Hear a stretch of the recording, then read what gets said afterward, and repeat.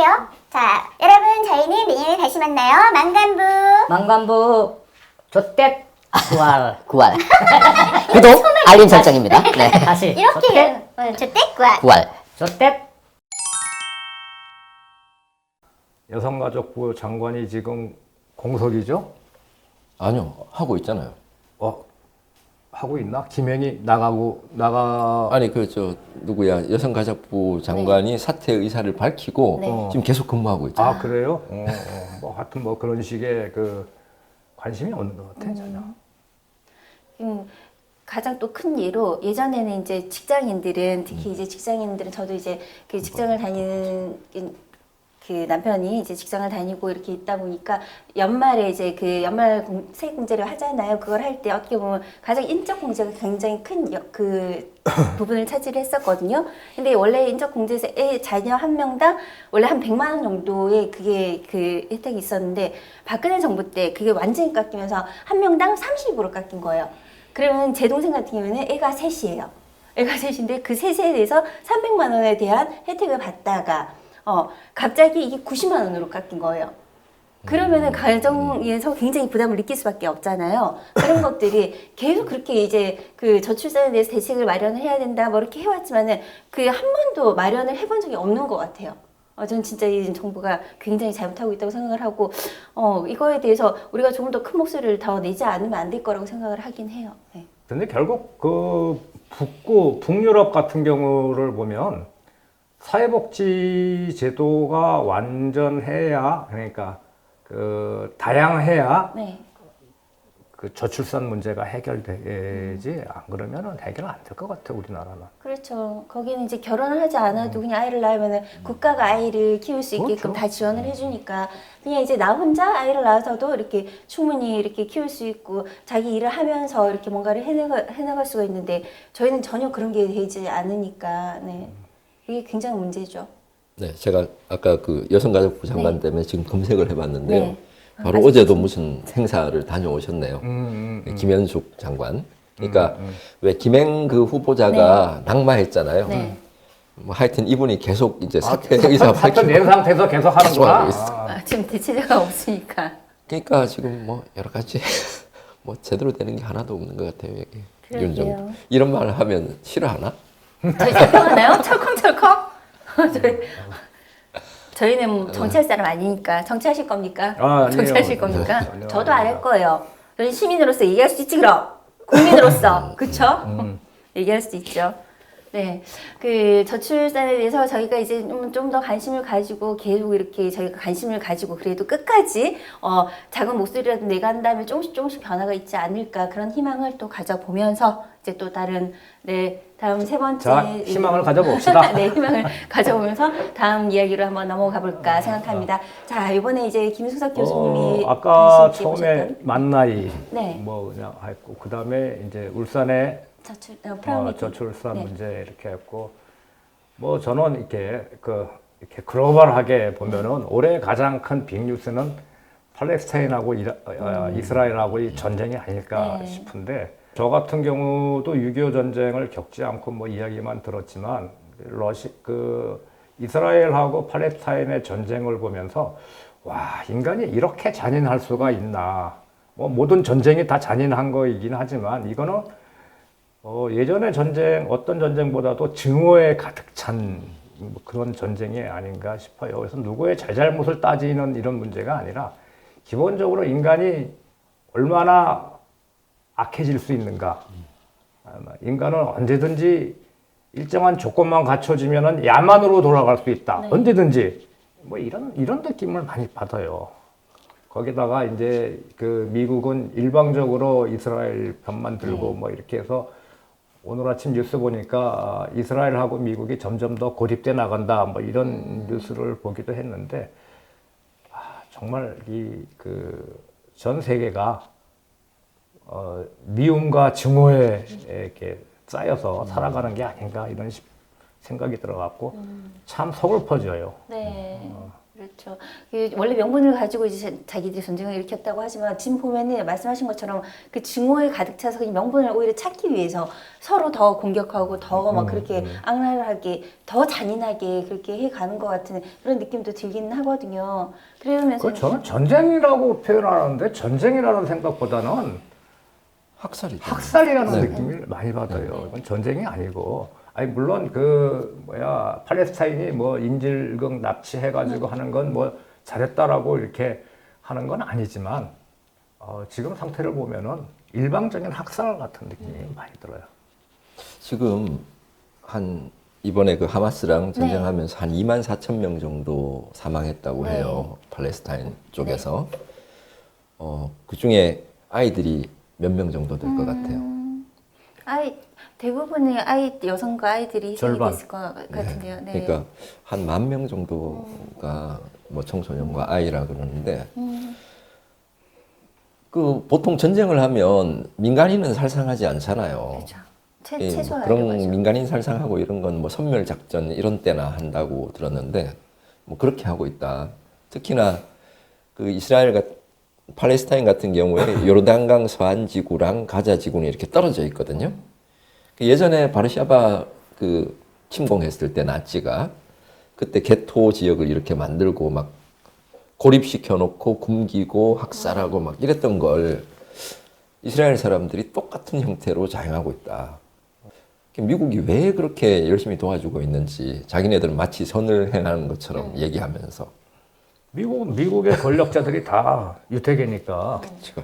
거기에 로비를 받아서 뭐 정치가 거기에 따라 움직일 수밖에 없는 뭐 이런 상황인데, 그러니까 미국의 양심 이런 것도 이제 사라져 버리고. 그렇죠. 지금 곳곳에서 근데 세계 곳곳에서는 팔레스타인을 지지하고 이제 하는 그 단체들도 그렇고 많잖아요. 요즘 그렇지만 전 아까 말씀하셨던 것처럼 이렇게 납치를 벌이고 이렇게 너무 잔인한 거 이렇게 그게 오히려 너무 이슈가 돼버리니까 어떻게 보면 자기들이 공격을 당할 만한 그거 비밀에 너무 이렇게 잘 밥을 그걸 차려준 것 같은 느낌이 드는 거예요. 그러니까 미국의 CNN 같은 걸 보면 네. 그 이스라엘이 팔레스타인을 공격하는 그런 그 뉴스는 굉장히 적고 네. 하루 종일 틀어주는 게 뭐냐면은 납치당한 사람들의 가족의 그렇죠. 가족과의 인터뷰. 네. 이 사람들은 분개할 거 아니에요. 정말 뭐 억울하고 뭐 참담하겠죠. 그 사람들하고 계속 인터뷰하니까 미국의 일반 사람들도 매일 그걸 보면은 하마스 이 새끼들 정말 나쁜 놈들이다 라고 생각을, 나쁜 놈이죠. 맞긴 맞는데 거기에 대한 대응으로서의 이스라엘의 대응은 또 정당한 건가 라고 할 때 훨씬 더 사악한. 그렇죠. 궁금한 게 하나 있는데요. 올해 큰 전쟁이 두 가지가 있잖아요. 러시아. 그 러시아랑 우크라이나 그리고 그 이스라엘과 이스라엘과 하마스 네. 뭐 이건데 저쪽을 안 선택을 하고 이쪽을 선택하신 이유가 뭐가? 그러니까 러시아 우크라이나 전쟁도 러시아하고 이스라엘, 그러니까 우크라이나. 이스라엘과 우크라이나, 이건 지금 일어나고, 그러니까 훨씬 더 격렬하게 일어나고, 훨씬 더 자극적이고, 네. 훨씬 더 그러니까 반인간적인 야만적인 네. 전쟁이기 때문에 우크라이나하고 러시아하고 전쟁은 서방과 뭐 러시아와의 대리 전쟁으로서 네. 우크라이나라고 합니까? 그러니까 이건 국제 정치 속에서 파악을 하면 이렇게 되는 건데 이스라엘하고 팔레스타인은 좀 다른 것 같아요. 성격이. 아니 그러니까 백린탄도 막 쓰고 이러더라고요. 그러니까 백린탄이 뭐냐면 왜 하여튼 피부도 피부에 뚫고 좀, 들어가고 네, 맞아요. 막 물이 있어도 계속 타고 들어가는 정말 너무나 고통스러운 맞아요. 전쟁 범죄 수준의 어떤 그 원래 이건데. 금지 못하게 돼 있어요. 돼 있다고 알고 있는데요. 그러니까 정말 끔찍한 정말 전쟁이 너무 무서워서 저는 이제 6.25를 겪었기 때문에 한 번씩 그런 생각을 하거든요. 저희가 이제 침략을 당하고 전쟁을 그 일본 식민지에 살고 또 전쟁이 일어나고 막 그러는 시대에 태어났으면 나는 과연 어땠을까라고 생각을 해보면은 전 진짜 그냥 가서 전 죽었을 것 같아요. 그냥 저는 뭐 그 독립운동은 마음은 그런데 막 고문 당하는 순간 다 불 것 같고 손가락으로 이렇게 뭔가 쑤시려고 오기만 근처만 와도 괜찮아 다 얘기할 것만 같아서 진짜 너무 상상만으로도 너무너무 무서워서 전 그럴 것 같은 생각이 들거든요. 한 가지만 더 얘기해도 돼요? 사실 네. 올해 주요 뉴스 중에 하나는 서울의 봄 네. 천만 갈 것 같은 느낌. 네. 천만 금방 가겠는데? 금방 그죠. 가겠는데요. 네. 우리 그 기성세대가 잘 모르는 것 중에 하나가 청년 세대나 어린 세대는 태어났을 때부터 민주국가였고 직접 투표권이 있었고 대통령을 선출하는 이거였잖아요. 애들한테 옛날에는 장충체육관에 모여서 대의원들이 이렇게 해서 뭐 거의 100% 이렇게 찬성해서 전두환을 뽑고 이랬단다. 북한하고 전혀 다를 게 없었어라고 얘기하면 금시초문처럼 얘기를 해요. 우리나라가 그랬어요? 뭐 이렇게 얘기를 하는데 이번 그 영화가 지금 MZ 세대한테 이렇게 굉장히 영향력을 주고 있는 것 엄청난 같아요. 영향력을 주고 있는 것 같다. 네. 주 고객이 MZ세대들. 네, 그쵸. 네. 20대, 30대더라고 보니까. 학습을 어마어마하게 하더라고요. 영화를 보고 나서 이제 옛날에 했던 제5공화국부터 시작해서 요즘 그 유튜브에 그런 거 설명해 주는 데가 네. 많잖아요. 이거 정말 문화의 힘은 대단하구나. 그쵸. 그래서 우리 모친 모시고 한 번 더 보러 가려고. 저도 아침 조조로 봤었거든요. 원래 저도 알고는 있었지만은 그 제가 태어나기 전에 일이에요. 그 태어나기 전에 일이? 그게 벌써 진짜? 40년이 넘었나? 네. 40, 네.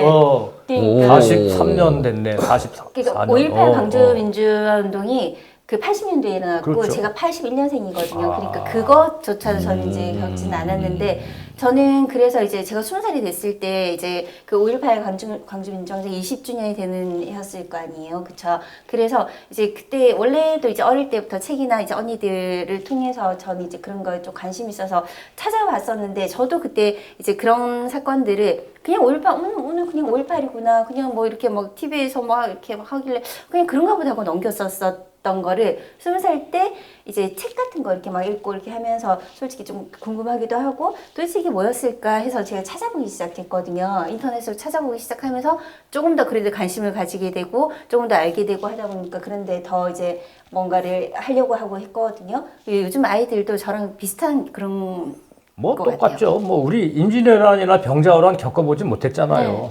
책을 보고 배우는데 뭐 그냥 그런가 보다 하고 넘어가지 그게 실감이 나나요? 예전에는 근데 이제 그랬죠. 이 서울의 봄 같은 경우는 이제 영화로 만드니까 굉장히 실감나고 이렇게 다가오고 뭐 이러는 게 있겠죠. 책으로 보는 것보다는.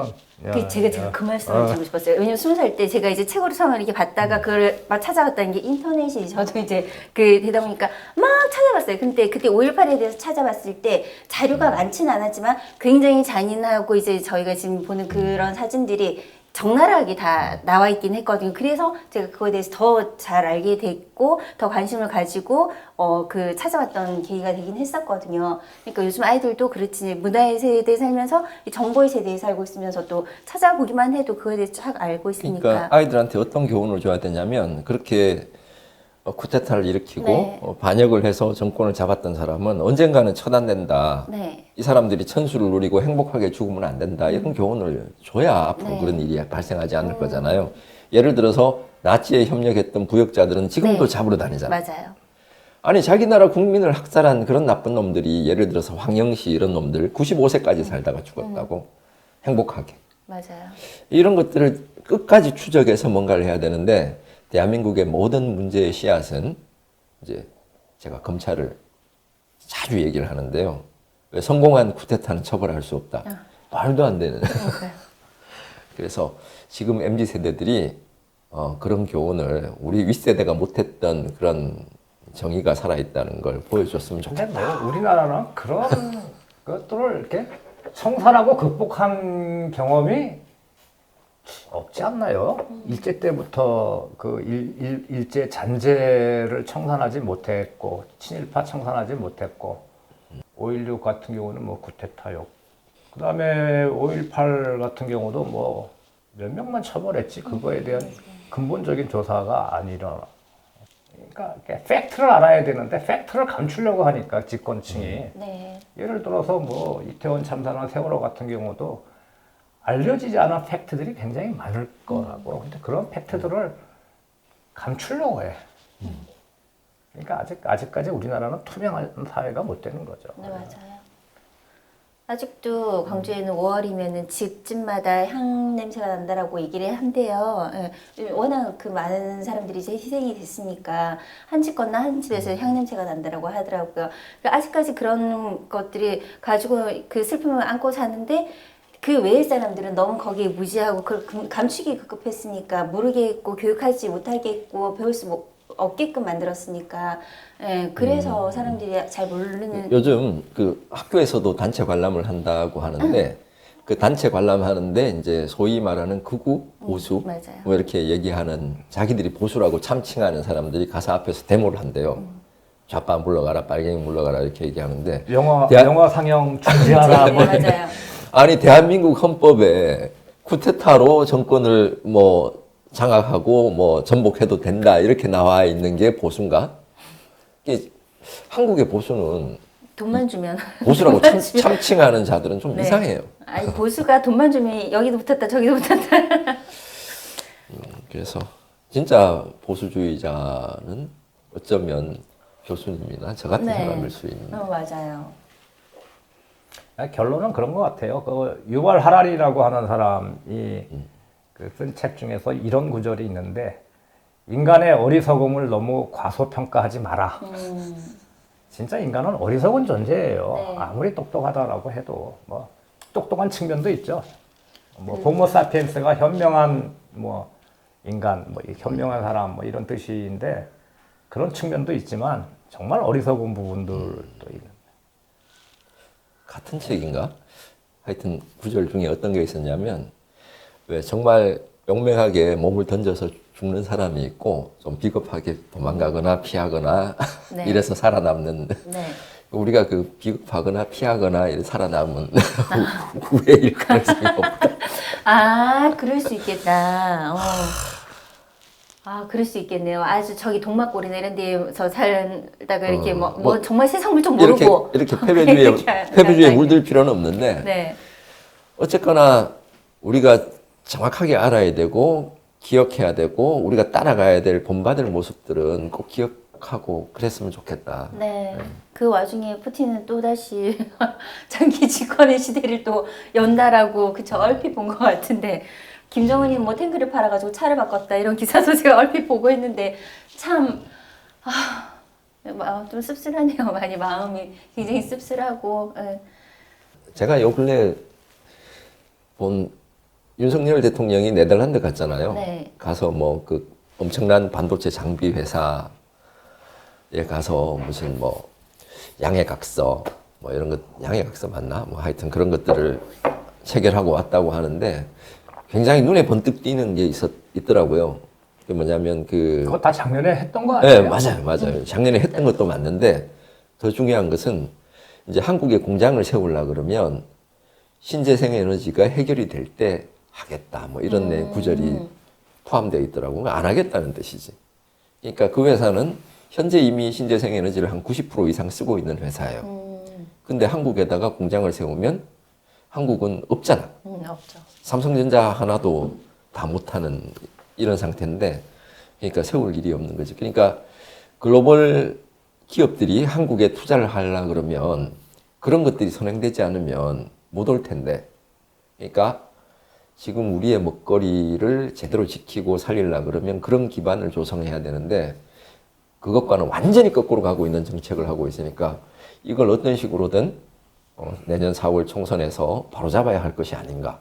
이런 걸 시민들한테 정보를 빨리빨리 알려줘야 될 것 같아요. 네, 맞아요. 신재생에너지 네. V10 이거는 어떻게 보면 굉장히 또 핫한 이거는 뭐 건데. 정치 성향의 문제, 뭐 그거 진보 아니죠. 보수의 문제가 아니에요. 그냥 우리가 미래의 먹거리에 대해서 살아남을 수 있느냐, 생존할 수 있느냐 이런 문제이기 때문에 그런 정보들을 하여튼 독립언론, 네. 울산저널에서 시민들한테 많이 알려야 되지 않을까요? 저희 내년에, 내년 1월에 며칠이죠? 1월? 네, 1월 18일에 이제 또 전호태 교수님 모시고 그날 시간을 좀 넉넉하게 좀 해야 될 거예요. 우리 전호태 교수님 말씀을 잘하셔가지고 그때는 조금 더 여유 있게 조금 더 다양한 관심 기사나 뭐 아니면 주제거리나 들고 저희가 다시 오도록 하겠습니다. 네, 여러분들 행복한 연말 잘 보내시고요. 건강도 잘 챙기시고요. 저희 보고 싶다 울지 마시고요. 저희는 내년에 다시 뵙도록 하겠습니다. 여러분들 안녕히 계세요. 네, 2024년 새해 뵙겠습니다. 네, 새해 봬요. 잠시만요. 자, 교수님. 이렇게? 만간부 할 거예요. 자, 만간부 하고 조대 구할은 사랑입니다. 안녕. 조대 구할. 수고하셨습니다. 네. 수고하셨습니다. 수고하셨습니다. 네. 네, 수고하셨습니다. 자, 여러분들 만간부. 만간부 조대 네, 여러분 내년에 만나요. 수고하셨습니다. 너무 춥다.